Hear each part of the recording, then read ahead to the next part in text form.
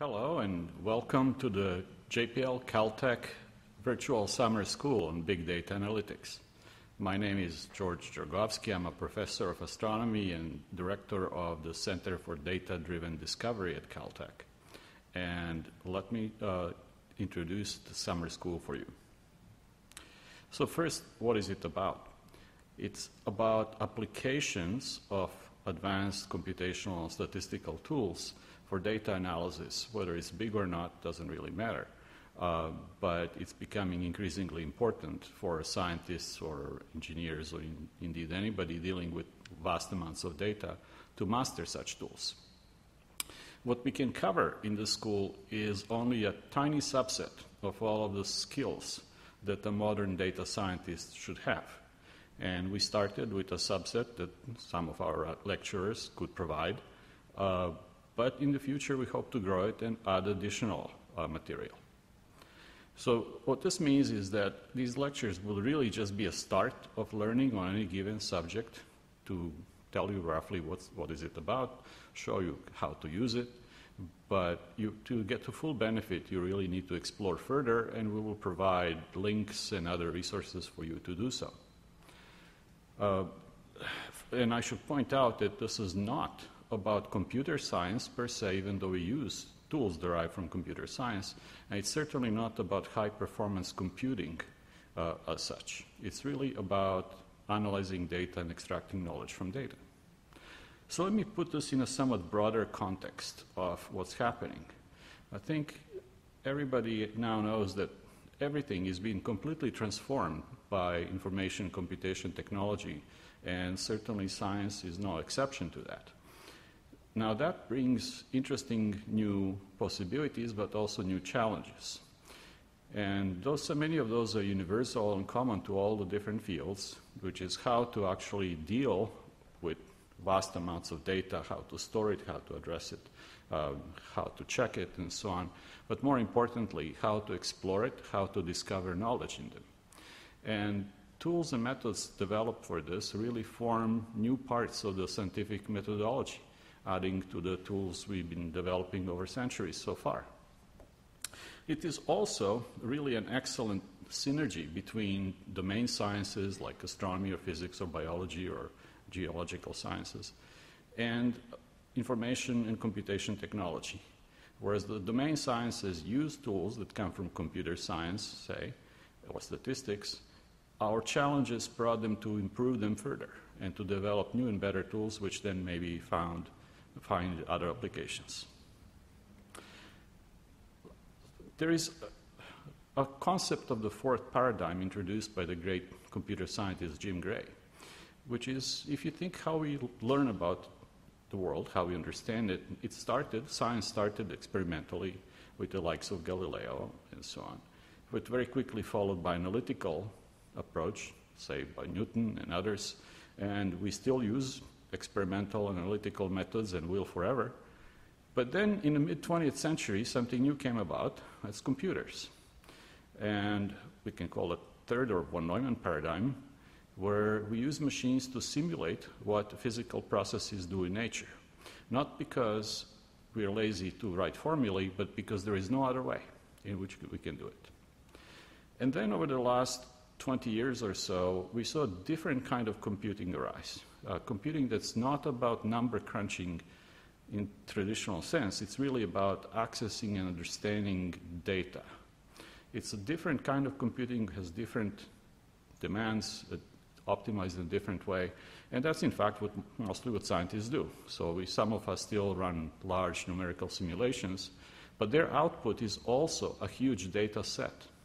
And to understand your theoretical output, you also need to understand how to do data-driven computing.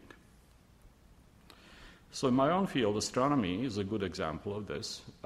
Astronomy is being completely transformed by the modern digital computational technology.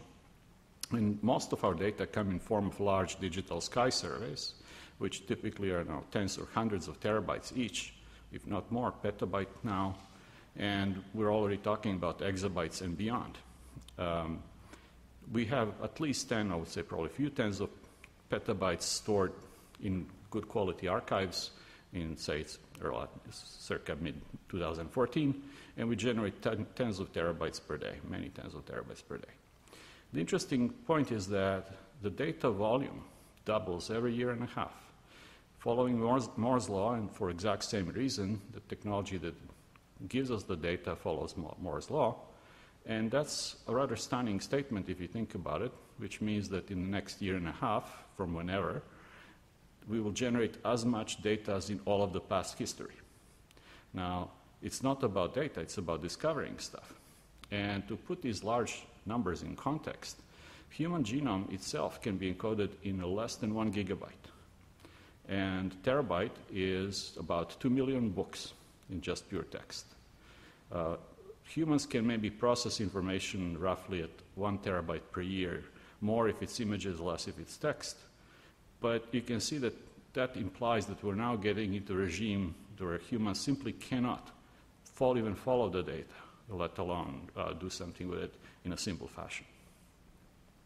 And the progress continues. Astronomers are now building large new surveying facilities, like a large synoptic survey telescope, which will generate about 30 terabytes per night. Roughly speaking, we'll do 1 Sloan digital sky survey every week.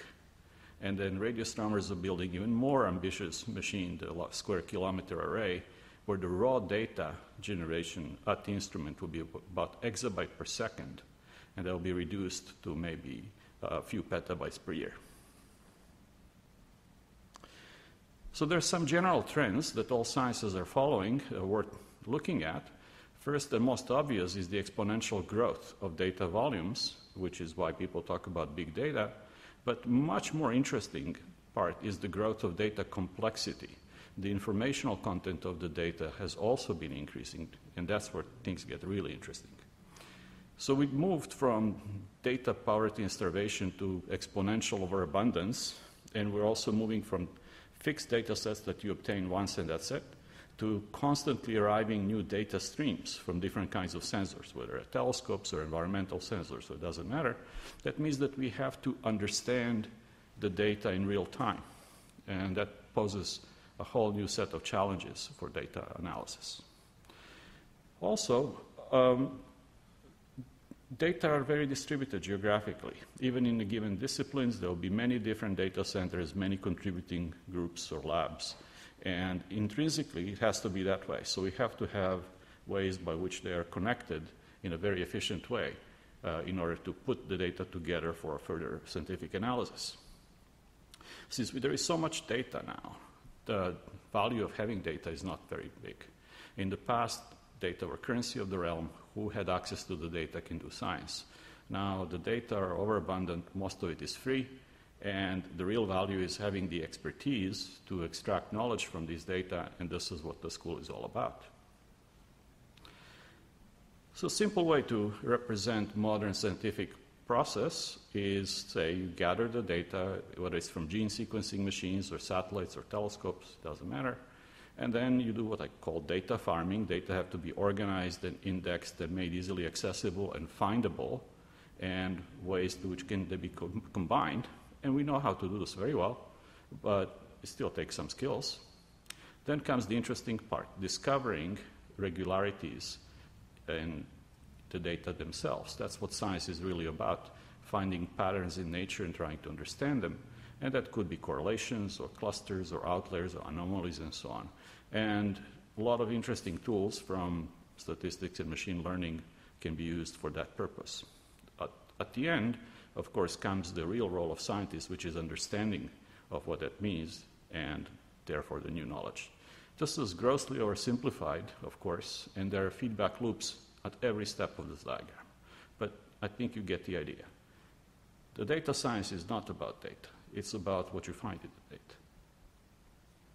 And so it's interesting to think, how's this different from what we had in the past?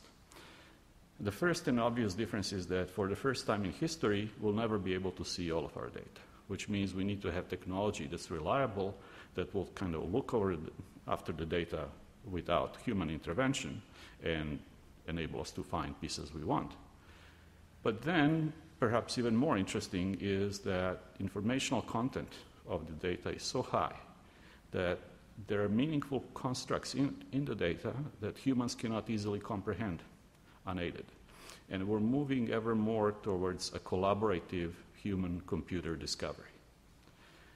So all this, I think, adds to our toolkit scientific methodology in 21st century. And it's not all about science, because every field of human endeavor, medicine, security, finance, everything depends on good handling and understanding of large data sets. So with that, I'll end, and my colleagues from JPL will also provide their take of what are we doing here and why. Thank you.